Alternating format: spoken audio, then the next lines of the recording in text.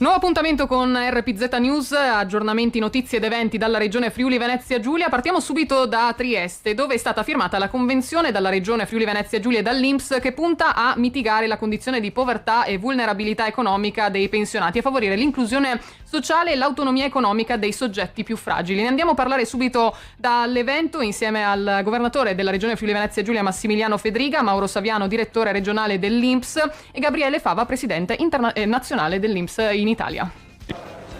Allora, buongiorno, quindi abbiamo oggi finalmente bollinato questa nuova misura di sostegno ai pensionati del Friuli Venezia Giulia. È una misura che è stata fatta assieme tra i due amministrazioni, quindi la regione Friuli Venezia Giulia che ha messo sostanzialmente le risorse economiche e l'INPS che fungerà soltanto da ente erogatore della misura.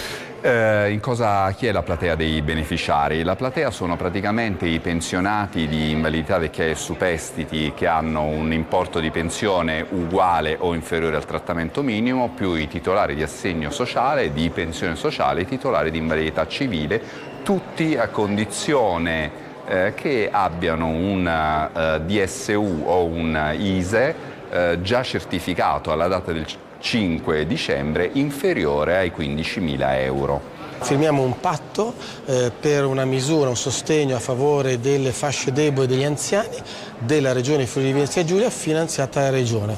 Quindi è veramente una prima best practice che va a totale beneficio del territorio. Circa 13.000 cittadini di questa regione avranno a disposizione direttamente entro il mese di febbraio il contributo straordinario che la Regione Friuli Venezia Giulia garantisce, che poi non è una tantum ma sarà costante nei diversi anni perché la nostra misura è pluriennale. E ora parliamo di lavoro. È stato presentato un nuovo Recruiting Day a Lignano Sabbiadoro, 280 posti di lavoro per la stagione estiva. La regione Friuli Venezia Giulia e Confcommercio di Udine organizzano una giornata di reclutamento per selezionare candidati in 29 strutture ricettive e pubblici esercizi di Lignano Sabbiadoro. Andiamo a parlarne insieme a Giovanni D'Apozzo, presidente della Camera di Commercio di Pordenone Udine, e Gianni Fratte, responsabile degli Open Day per la regione Friuli Venezia Giulia.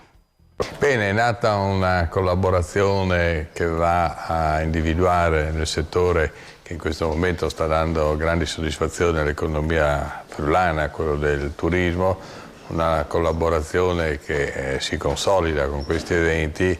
Oggi presentiamo un Recruiting Day dedicato al settore turistico alberghiero che faremo a Lignano Sabbiadoro mercoledì 25 febbraio al Cursal di Lignano Sabbiadoro, in collaborazione con la Confcommercio di Udine, con cui abbiamo ricostruito i contatti con le strutture alberghiere, le strutture ricettive della località turistica di Lignano. Avremo 35 aziende per 280 posti di lavoro in una serie infinita di profili, un recruiting molto ampio e articolato, candidature entro il 16 di febbraio, recruiting il 25 di febbraio al Cursal di Lignano. E vi lascio il sito della regione Friuli Venezia Giulia per saperne di più e per candidarvi. Noi chiudiamo invece a Monfalcone, dove è grande il successo anche dell'incantesimo del Natale, uno degli ultimi appuntamenti della città. Sono stati accolti i partecipanti alle 4 iniziative che hanno coinvolto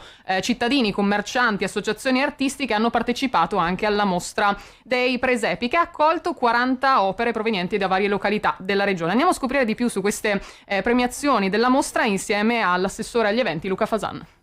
Abbiamo chiuso il Natale dando gli attestati e i premi a tutti coloro che durante il periodo natalizio, questi 40 giorni meravigliosi che quest'anno ci hanno dato veramente tanta soddisfazione, sia dal punto di vista dell'immagine sulla città, sia dal punto di vista delle presenze in città e sia dal punto di vista della soddisfazione delle nostre attività economiche, hanno dato bella mostra di sé appunto tutti coloro che hanno partecipato ai nostri concorsi. Ben 4 sono stati i concorsi, uno riguardava tutti i presepi, ben 40 presepi che abbiamo posizionato fatto nel nostro atrio qui nel comune, l'altro invece premiava i presepi che vengono fatti dai nostri cittadini nelle loro case, inviandoci le foto, una commissione poi li valuta.